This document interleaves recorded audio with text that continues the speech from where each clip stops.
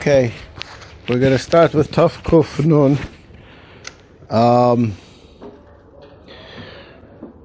This is a very important halacha. I'm just going to share with you probably from the most famous chumris, or some people call it the coolest, from the Chazon Ish. Somebody came to the Chazon Ish and he told him about his medical problem, and the Chazon Ish said, "You're potter from fasting." So you were expecting the Chazon Ish would say that he's mechuyev. This is what I want to fast. So the Chazon Ish said, "You can fast, but not with us." In other words, the tightness on Klal Yisrael has excludes people that are a chayla.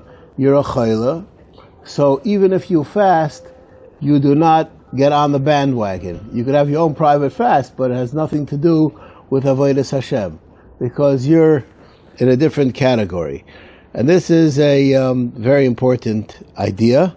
And let's read the Machaber. Hakol chayav l'sanas bar b'tzamos halalu v'aso lifratz geder. A person is not allowed to be pirates geder and not fast.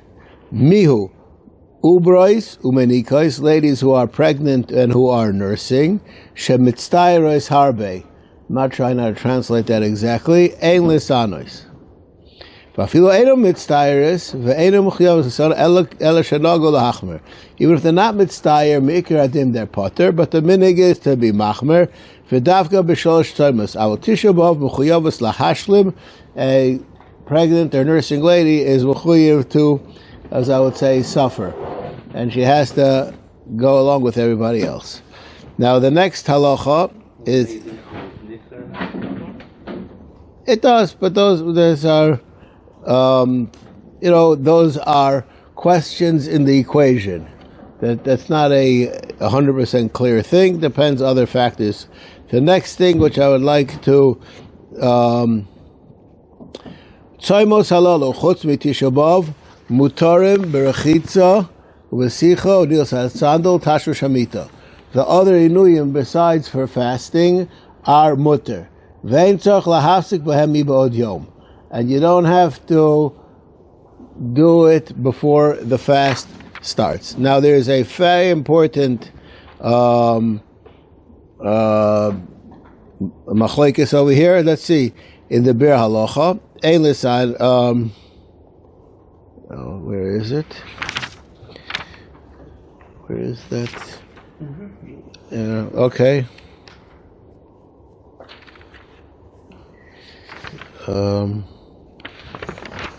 Should be over here.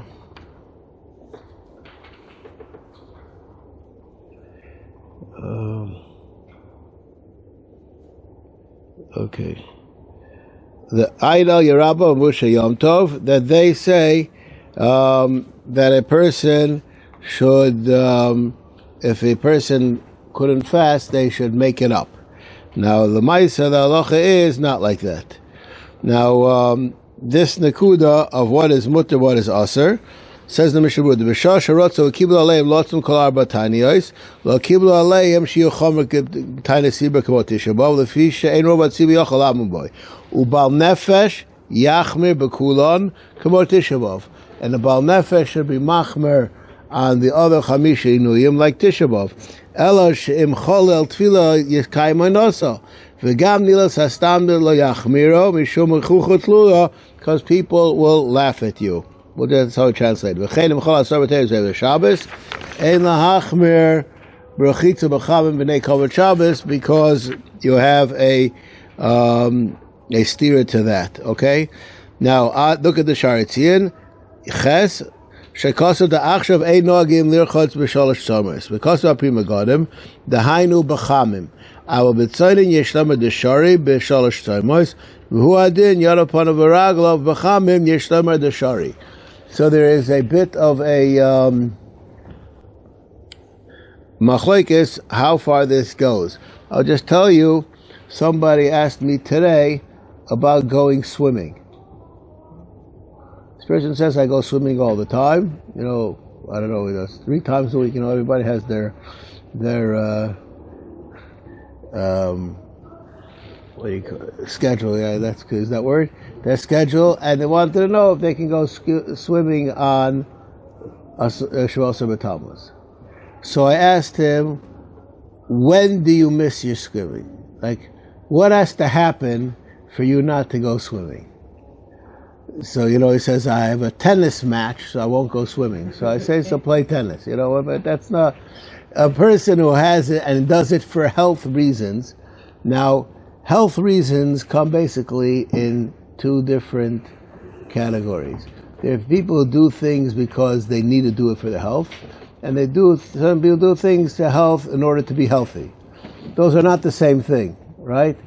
A person who does it because they want to be healthy, I would say a person should not do it on the fast days, and this is, many places can say one shouldn't go swimming on the fast day.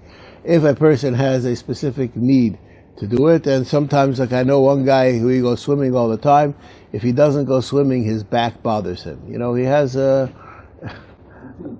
Yeah, but... Right, it's not that it will be... I don't know the word is sick. He will be impaired if he doesn't go swimming. In that situation, I think that you can go. That's 100% okay. Now, we just like to mention something over here, which is a fascinating question. Yesterday, I was walking out of shul, and a guy came over to me, and he pulls out of his pocket something and says, do you know what these are? I took a look at them. I said, yeah, I know what those are. So he says, do you make a bracha on them? These were these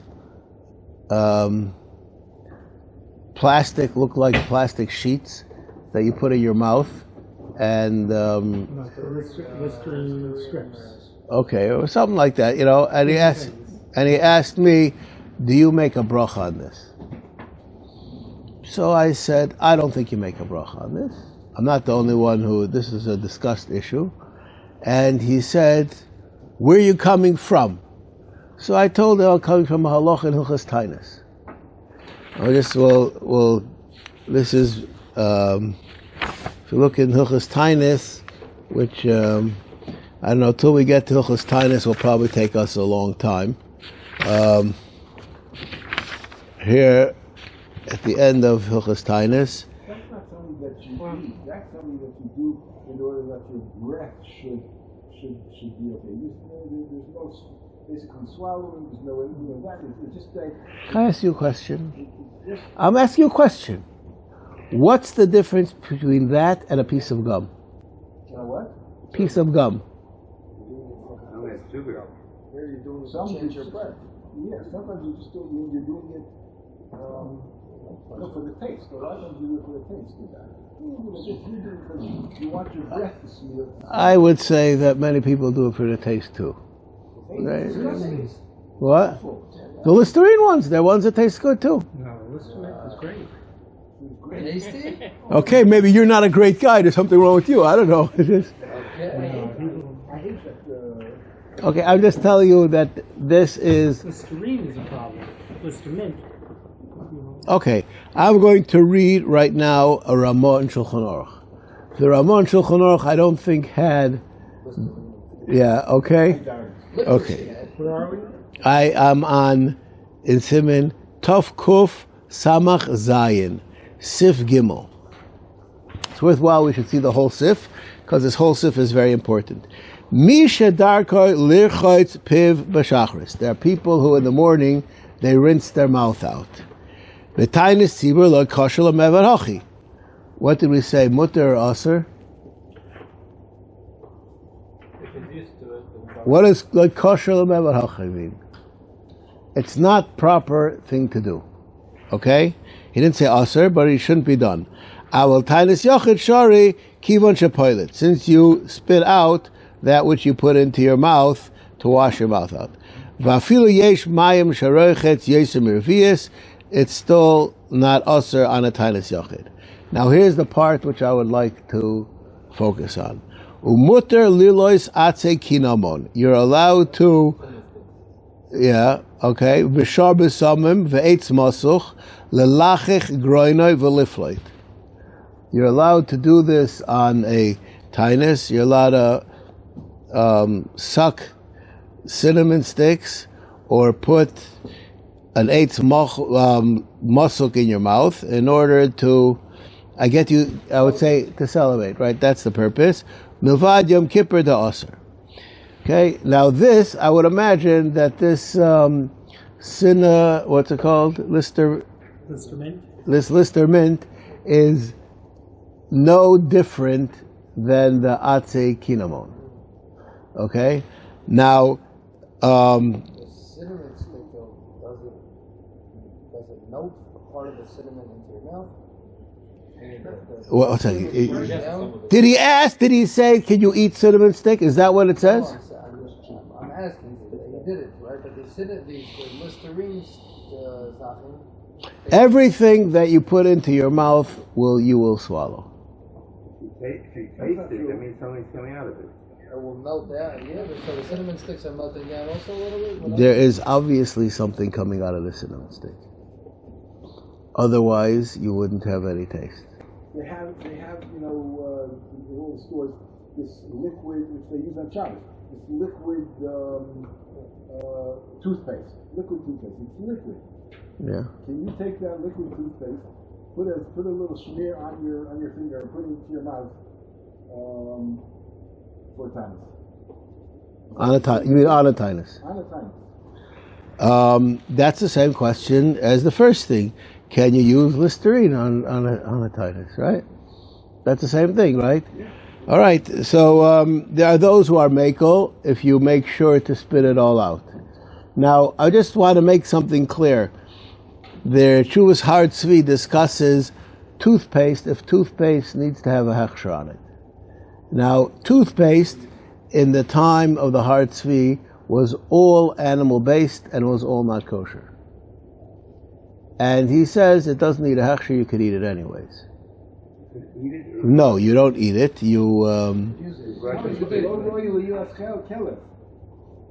It is. Is it? Yeah. You're not eating it in order to eat it. Right? You don't put it in your mouth in order to swallow it. You will swallow it.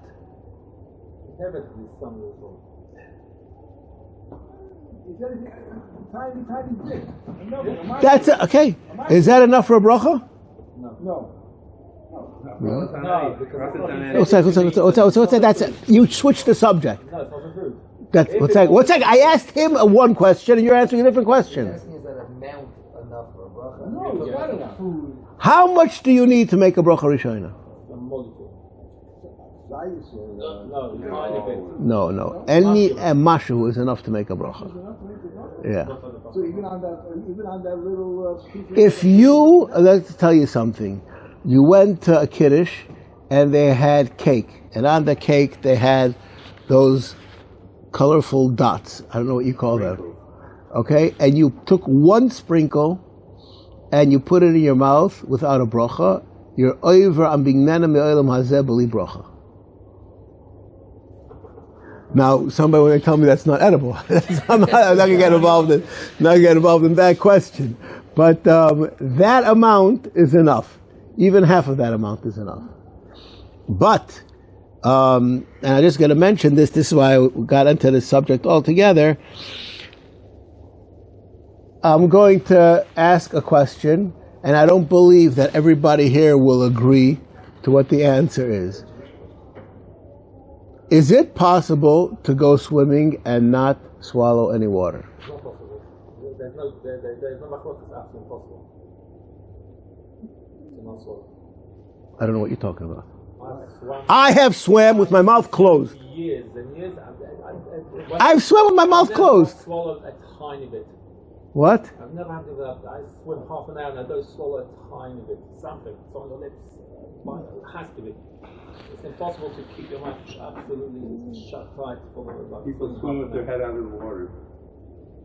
Even so, that was splash, but I think it depends. If you're going to the beach, to the ocean, to the sea, also over there, I would say it's also possible over there. But in a pool, it's possible that you won't swallow anything. Okay, I'm just telling you the guy over here who will probably say the exact opposite. When you're at the beach, you'll make sure that no water gets into your mouth, and in the pool, it's going to come in. He would say the exact opposite of you, right? I think, but in that case, someone's going to get it. Okay, I'm not going to give you my opinion on the subject. I'm just saying that if a person went swimming and inevitably some water got into his mouth, he didn't break his fast. Okay, and that's equal to the person who used toothpaste and something ended up going down. I wasn't trying to eat it, and that wasn't the purpose. So therefore, it's not called, I don't make a bracha on my toothpaste. Even though I know I'm going to end up swallowing some. Because it's not being ingested because I want to eat it. Whereas that piece of sprinkle, the reason why I'm ingesting it is because I want to eat it. Chewing gum. What? Okay, and now in my opinion, chewing gum, you want the flavor to come out and you want to eat the flavor. Now, that is not the case of a cinnamon stick. A cinnamon stick, you just suck on it, and the purpose of it is for it to give you that taste in your mouth. Now, the fact that they end up swallowing some of it, that doesn't bother me. That's no different than the Listerine. Okay? So, this is a very fine chiluk that I'm making, but I believe that it's true. And therefore, I told this fellow, I don't think you make a bracha on these Lister... What are Instrument breath strips. Yeah, okay. What about after similarity? You're just trying to change your breath, and I don't want to swallow that. I want to tune into that. I can't have a thinner garlic coming out of my mouth. Yeah, So I'm asking, does that fall under mouthwash category? Or does No. that fall under gum category? No, that's you are eating something which you would rather be eating something else, but you're eating something. For my breath. Why you're eating it, that's a different story. And if I'm eating it because my mother forced me to, still you ate it. No, if your mother told you eat it, you eat it. That's a different question, because I call it eating machmas oinis. There's no oinis over here. You decided that you want to eat this. Okay, so I don't think that there's Even though my entire intention is just to change my breath. Right. Same thing as the Listerine Right. in my head.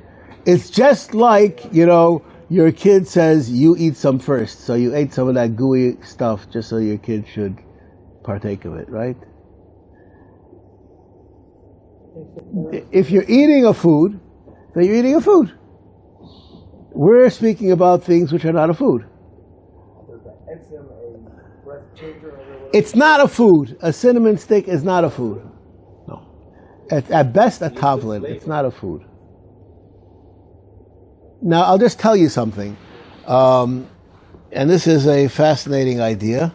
If I were to take a cinnamon stick and I were to put it into water, and then the water would taste cinnamony, and I would not be thirsty, would I make a shakal on that or not? The Vilna Gaon says you don't make a bracha. Right? No, because you're not eating the thing. Why are you drinking it? I'm eating tasty water. Why are you drinking that? As opposed to clean water. I'm eating tasty water. Infused water, according to the Torah. Would you make a shakal on it? I don't know what word infused. I don't know what word infused means, but I don't know what it And the means. flavor. Yeah, it has it's water with strawberry flavoring. But the strawberries is just a water. Yeah, I would say that that's true, but that's not like. I just want to give you a general. There's a lot of halachas over here, which I think that many people are not aware of. I get asked this question about once every 5 years, and I was asked it within the last 2 months. I would probably make it more than once every 5 years. There are people who have growing in their chatzer, knisat labayit, rosemary, okay? And people take off a twig and they use it as a spice. They use it as a spice. And then they come to me Friday night and they say, I never took Trumas Amaisis. Is there a problem? Yes. Okay. So we can maybe get you a position in a shul. They're ingesting it, they're eating it, not just for flavor that came. So I'm going to tell you the halacha, and then I'm going to tell you the problem with the halacha. In Shulchan Aruch, the Rambam in Shulchan Aruch, when it discusses tavlinim, it says tavlinim are not chayiv in Trumas Amaisers. But it discusses tavlinim as things that you put in to flavor something, and then you take them out and throw them out. Not mint leaves. And then you take out. Yeah, all of those things. Now, that's the halacha. There's no argument about that. The problem is that nowadays, many of these things, they make them into powders and people eat them. Does the halacha change because of that? It's made into powder, so therefore powder.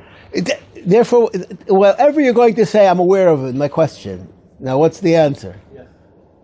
Now it became something people eat. Or do I say that I'm just eating it because I have no way of taking it out?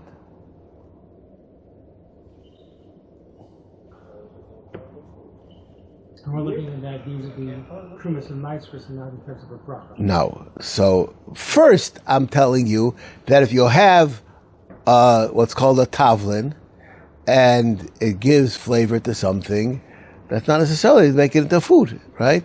That means you are eating some of it.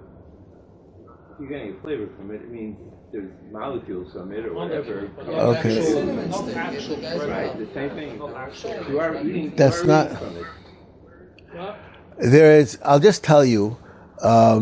This is a very important yesod in halacha. Halacha does not work with science. Halacha works with senses. What? Senses. How people feel, see, that kind of common senses, the 5 of them. Okay? And I'll just give you an example. A person who has an ink mark on his hand and wants to go to the mikveh, is that called a chatzitza or not? So many poskim will tell you that there's nothing there. And therefore, it's no chatzitza. No. That's called nothing there.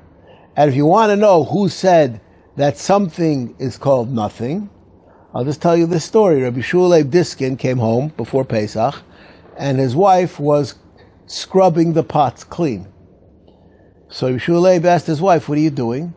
She said, I'm taking off the schmutz on the pots. So he took a look, and he said, there's nothing there. So she looked at her husband in desperation and said, what's called a mashahu? And he said, etvas mervi garnished, which means a drop more than nothing. So she said, okay, and she went back to scrubbing the pot, okay? So here, Rabbi Shulei Diskin said that the nothing is also something that has something to it. So when we say that you're getting flavor, that doesn't necessarily mean that you're getting flavor. It's not enough that it has a name of something there. Now your tea and your coffee, let's say your tea, there's nothing that you have. It just actually colors the water, but the tea leaf is as big as it was before as it is after.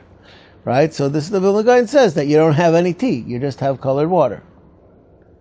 Okay, I'm just giving you you have to understand that when you speak about brachas, it has to be clear that you're doing something called eating. And whether or not there was actually something ingested or not is not necessarily the total answer to the question. Okay? This is but anyways, so here this halacha, it's probably worthwhile seeing. Notice growing is only with ingesting a food together. It's not just the pleasure that it had. I think so, yes. Thirstiness, whatever. Okay, I think so. Ubetaynis sibur lekosher dahainu betanugim betanisim aksuvim lemevar hachi ubemakom tsar. Yesh lahater rechitza pe b'mayim b'kol tainis tzibur. Ach yizoher b'yoyser lochof roishai upiv lamata shelo yovo legroinoi.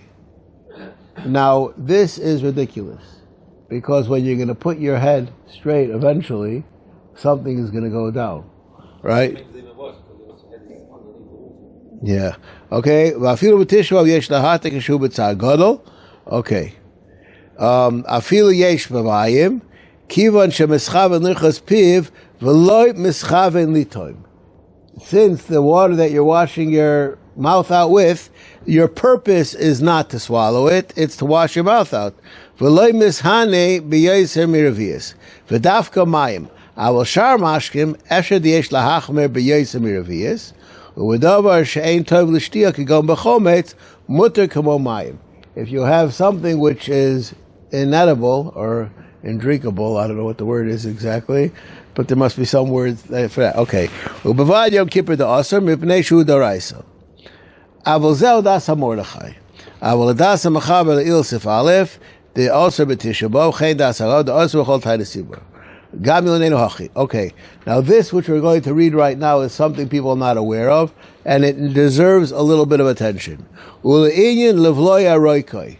To swallow a person's saliva. Mutter, Mate Rabbi Avrohom, af b'yom kippurim. He allows it even on Yom Kippur. After kaimel on the shoyse mashkin shein ruin l'shtia poter avol aser. Shani hacha kivan shein kavanos klal l'shtia, and therefore you're allowed to swallow it. Now, is a person's saliva something which is ein roy l'shtia? I would say that's 100% roy l'shtia, right? Right. But that's not the getter of the halacha. But even so, even if you yourself spit into create a yourself saliva, you probably wouldn't forgive. It's not really a mashkin that's roy l'shtia. You don't have a choice, you have to swallow it. What do you say? You don't have a choice, you have to swallow it. Yeah, that's what I'm saying. Or, it's in you and it doesn't or go suction, bad. right? There's people it's the whole Yom Kippur. That's right, and that's because of this. This is there are many people who are machber on this. Because of this or in spite of this? Because of this, he says that it's mutter, but there are those who say that there's makom to be machber. So in spite of his side, people still... This question is not so. It's not everybody agrees to this, but it's very important for him to be able to swallow, because his mouth gets very, very dry. So the saliva helps him to be able to lubricate the area. and not only that, it's important for him to swallow because he needs his throat to be moist also. Okay. All right. Now let's get back to where we were. I forgot how we got onto this exactly. Okay. So this is as far as these things are concerned, and the question about what a person should be machmer on. Okay. Kol arba tzavos halalu im chololios b'Shabbos nitchilach haShabbos. Okay. Okay, we're going to start right now the halachas of the 3 weeks. I'd just like to start off with a fascinating vart from the Chassidish Sfarim, which is extremely important. And I just say I have a personal hakaras hatov to this shul, and the reason what for many reasons I have, but one of my hakaras hatovs is because of the kinnis here on Tisha B'Av. Kinnis here on Tisha B'Av is something which costs me an unbelievable amount of time to prepare, and because of that, I know kinnis, okay?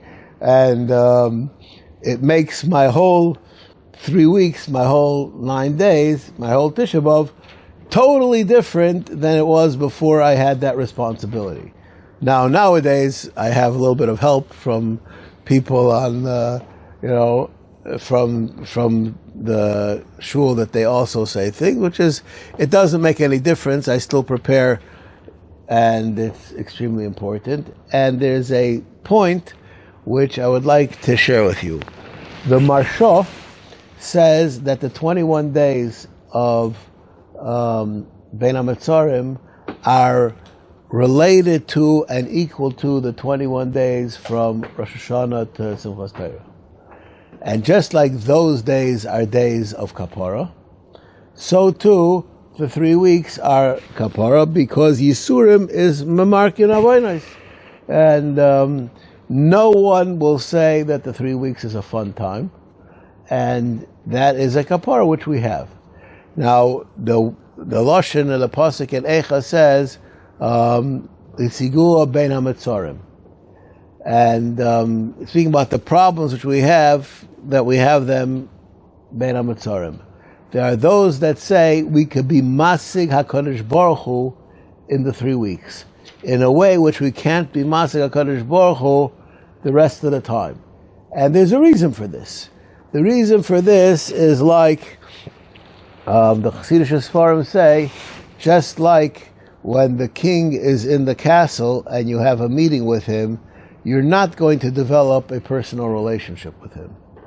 But when the king goes out to be amongst the people and he pretends that he's a regular fellow, and then he can become your friend, right? So your relationship to the king when he's Bein HaMetzarim can be much more personal and much stronger relationship than a person would have at other times when HaKadosh Baruch Hu is acting as the Melech. And therefore, being that HaKadosh Baruch Hu is in Golus and he's together with us in our Golus, that gives us an opportunity to relate to him in a way which we don't have at other times. So this is I call this the 3 weeks as an opportunity not to be squandered. You know what? Answer the question yourself. Answer the question. Okay, so what's the 3 weeks about? Why do we have 3 weeks? Chazal didn't know that we're in Golus all the time? Because we need it. And when we need it, that means HaKadosh Baruch Hu has to be with us more, because HaKadosh Baruch Hu is Iman Achi V'tzara, right? HaKadosh Baruch Hu is never in Golus. He's always everywhere. And but HaKadosh Baruch Hu is together with us. So this is always what's called the question of absolutes versus perception. You know, is HaKadosh Baruch Hu more in the Beis HaMikdash than he is somewhere else? Reb Chaim Volozhner writes in Nefesh HaChaim, a person who says that HaKadosh Baruch Hu is more in the Beis HaMikdash than he is in the bathroom is an apikoros. Okay? Now, so what does that mean? That means you can act in the Beis HaMikdash like you act in the bathroom. No. It means the opposite around, the other way around. You have to act in the bathroom like you act in the Beis HaMikdash, right? No, but in other words, there's an aspect of perception.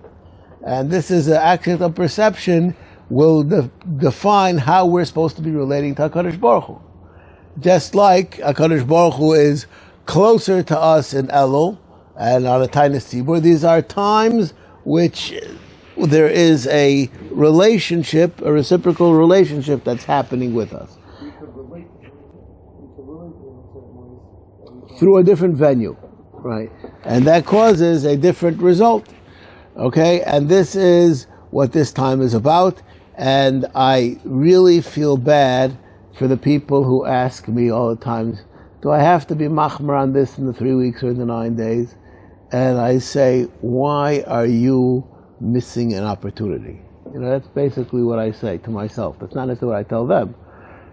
If it's going to bother you to be makayim the halachas of the 3 weeks, that means either you're not connected to Hashem, or you're not connected to Hashem. That's it. There's only, you know. I have yet to have somebody ask me a question like, do I really have to be makbel on halachas avelos? You know, sometimes a person will say, this particular halacha, you know, I'm an older person, it's very hard for me to sit on the floor, do I have to be makbel on it or not? And I'm not going to get involved in which questions there are answers to. But a person who says, you know, halachas avelos is rough on me, I'd rather go to work. What do you tell him? That's right, that's all. I'm going to tell you from my amazing stories as being a rabbi.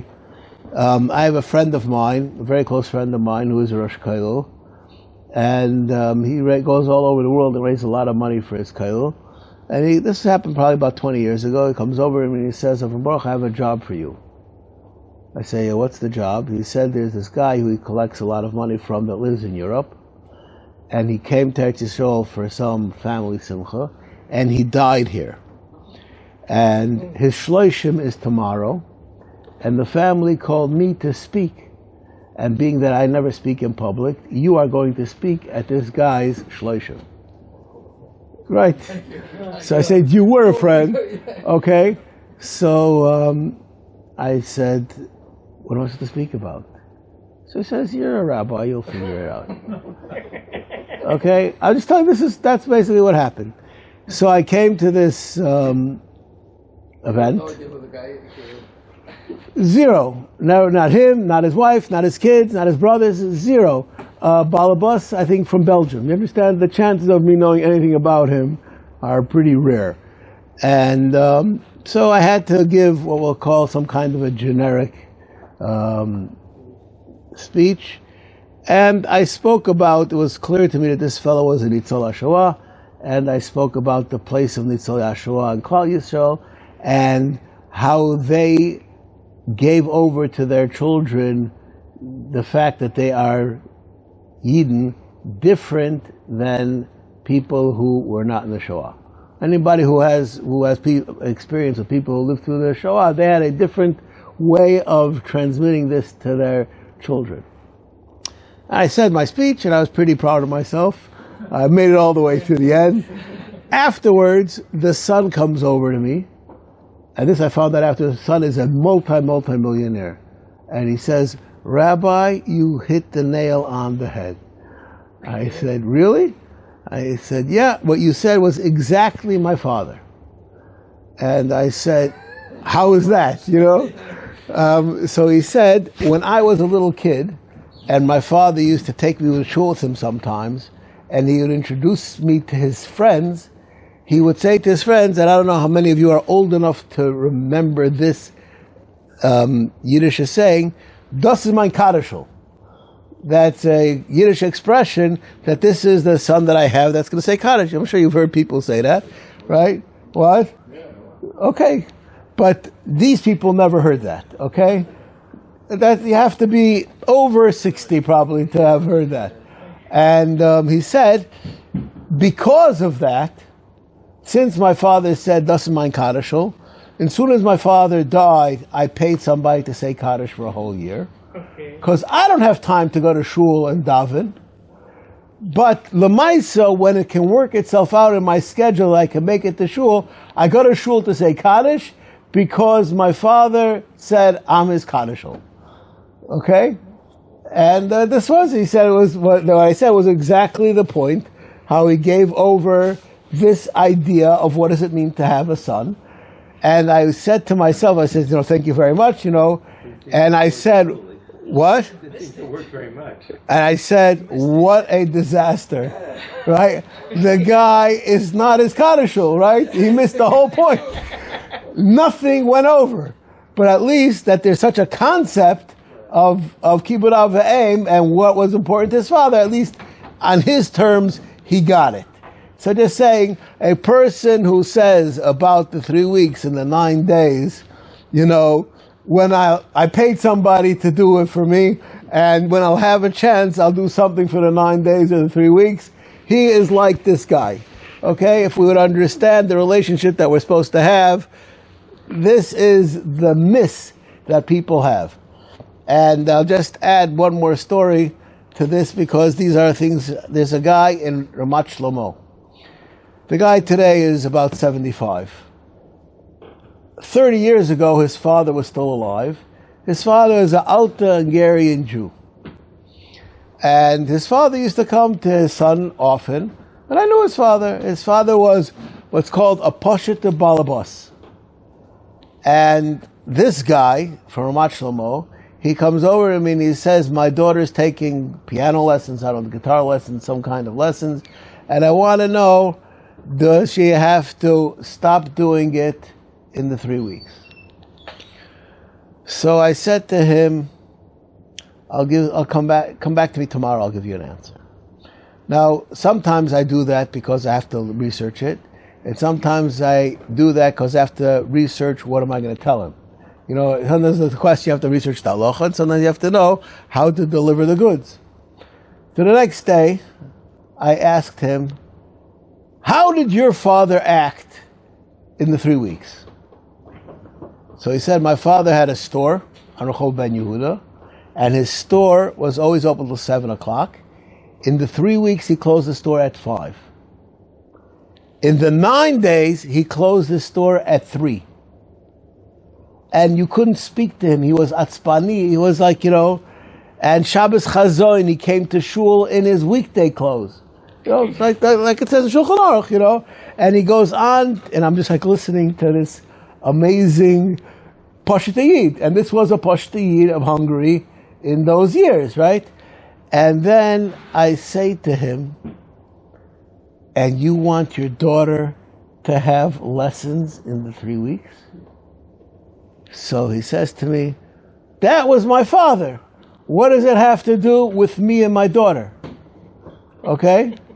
So I said, I actually stole this from the great Chassidish Shavuot. I said that your daughter should know that she had a grandfather like that is worth it.